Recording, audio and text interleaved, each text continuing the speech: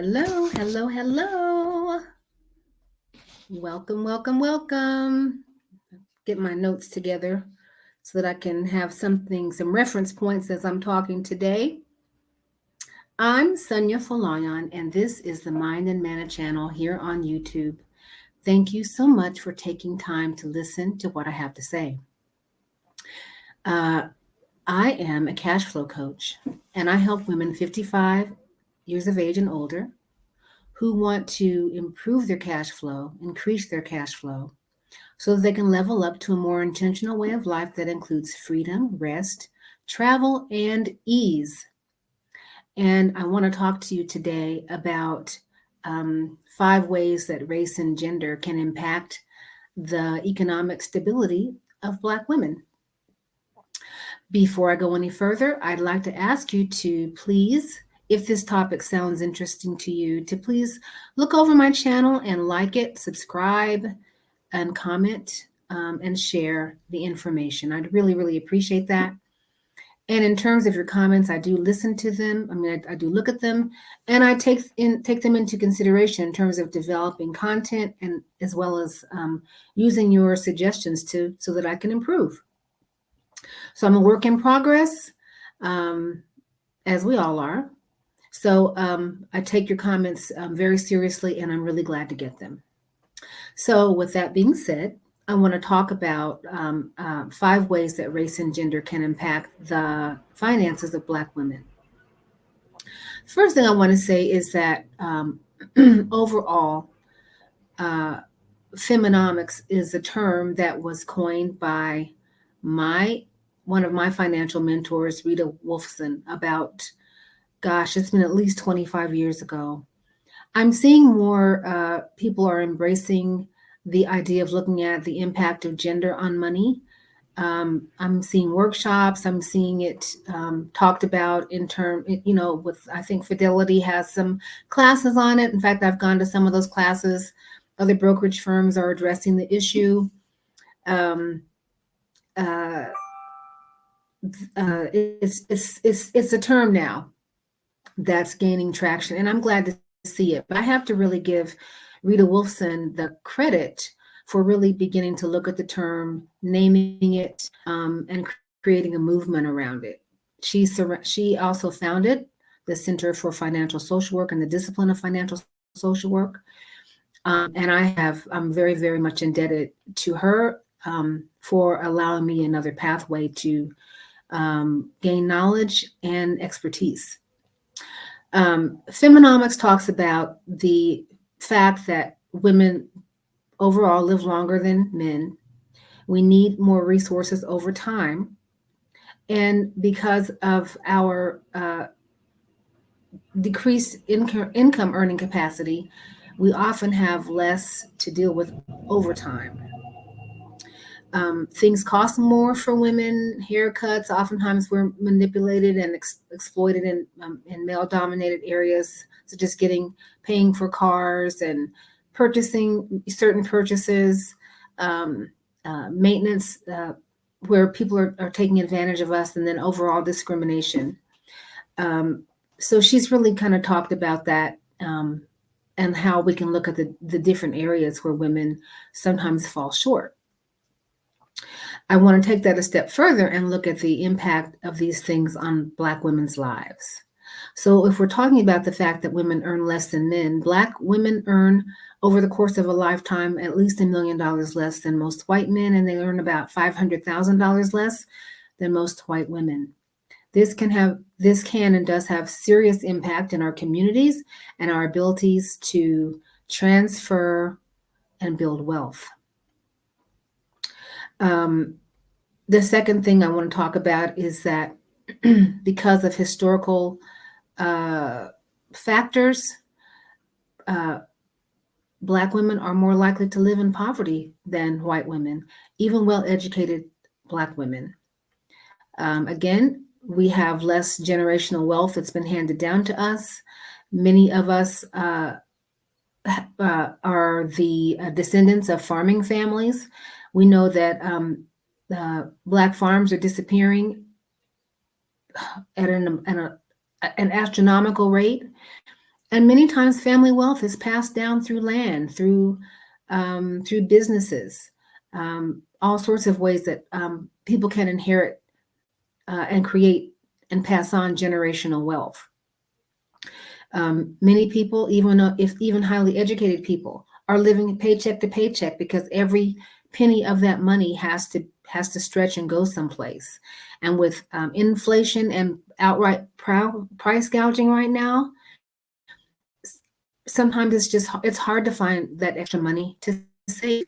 As much as we talk about it, and as much as we would like to do it, sometimes it's almost impossible to save, especially if you have children to feed and one income.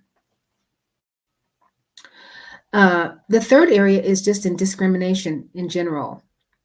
Women are discriminated in the workplace oftentimes more often than men are, and in ways that men are not, and Black women even more so. It may be our hair that keeps us out of a job or a certain position. It may be the dialect in which we speak. It may be the way our name is spelled.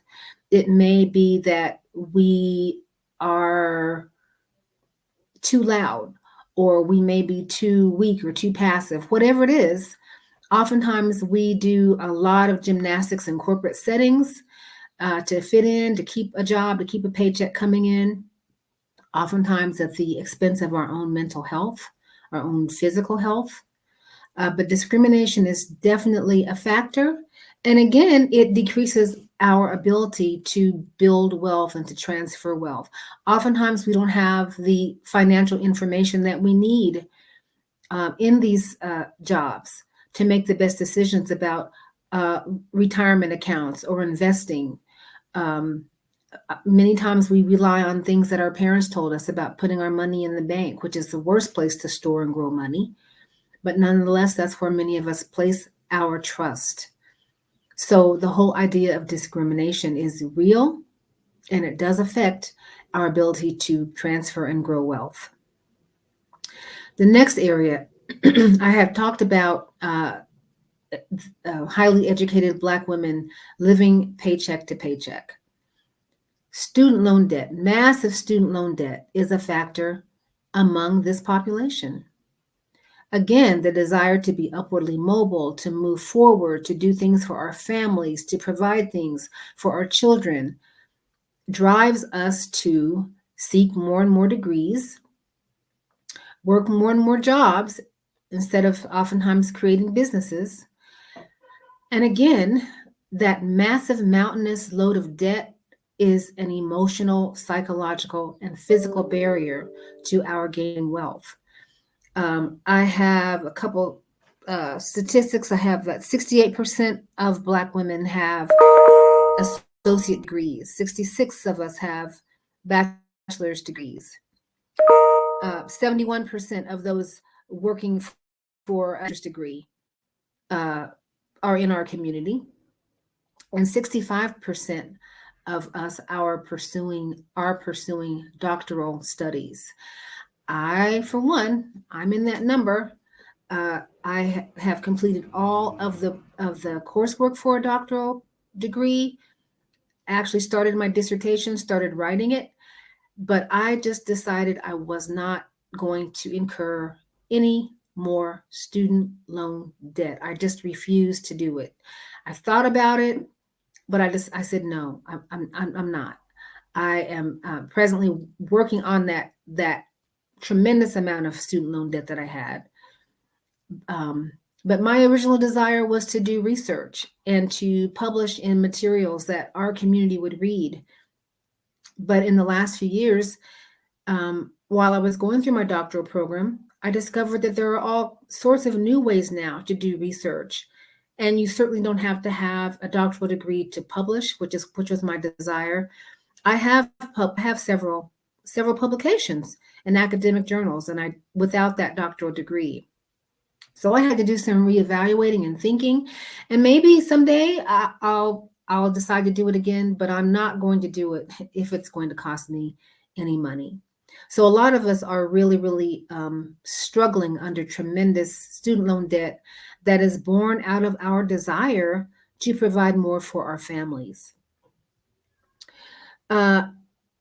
The last thing I just want to talk about is something that we all know, and that is many of us are single mothers in our community.